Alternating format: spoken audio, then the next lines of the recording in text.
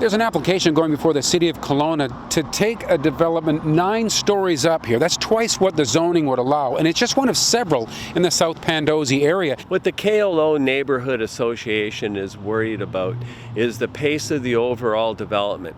To give you an example, over the term of the current OCP from 2010 to 2030, this area was slated for about 1,600 units of housing.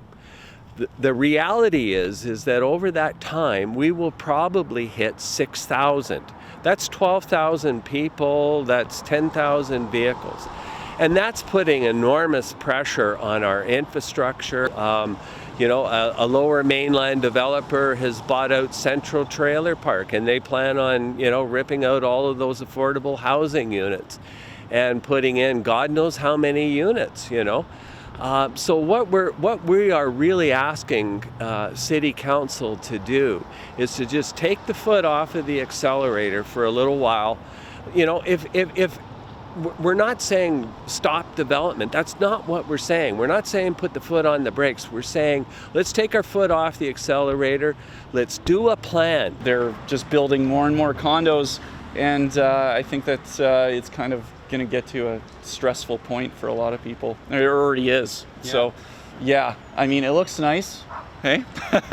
Yeah. I guess. Some people don't like it. They want to keep Kelowna kind of old school. I prefer high rises to taking up all the land, spreading out. I like the greenery. Yeah. So maybe we need to build up. I prefer to build up than out. What do you think? Depends on whose view is getting blocked, but I'd rather go up than out as well. It's urban sprawl is not the way to go either. So, does it feel like high rises in this area are a good fit? It seems to fit in with everything here.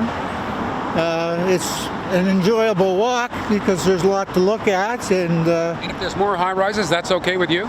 that would be fine with me. I don't think the long-term plan's been too well thought out. I think they're thinking about the almighty tax dollar, and they're thinking about 2 years down the road. They're not thinking about 5 or 10 or 15 years down the road. They're not thinking about this is supposed to be 4 lanes, it's still 2 lanes. They haven't thought about any of the road systems. Traffic is your worry. It's going to be just disaster. It's a disaster now. Come here on a Friday afternoon at 3 o'clock. Enough said.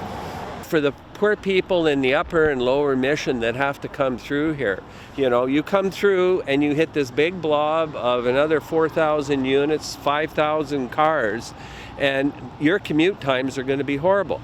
We're asking right now that if a development is beyond the bylaws or is beyond the OCP, that the City Council just defer it until we can get a proper plan done and have a look at this and have that proper public engagement. That's all we're asking for. So traffic, parking. Affordability is another major concern that we see have. Some of those people that are living in the mobile home parks, like you mentioned. Hiawatha Park, they'll have to go somewhere else. They've already gotten their eviction notices. They have to be out in the middle of winter. I talked to one of the gentlemen down there, and he was beside himself. He couldn't find a place that, he only pays $900 a month rent, and he couldn't find a place to live.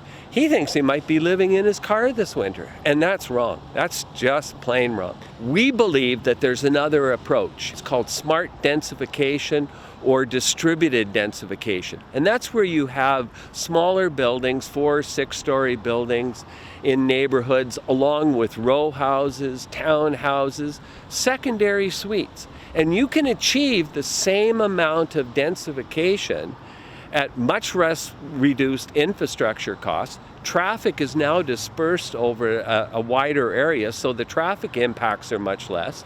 It's much more affordable because you're retaining a lot of the affordable units, and it's much more environmentally friendly.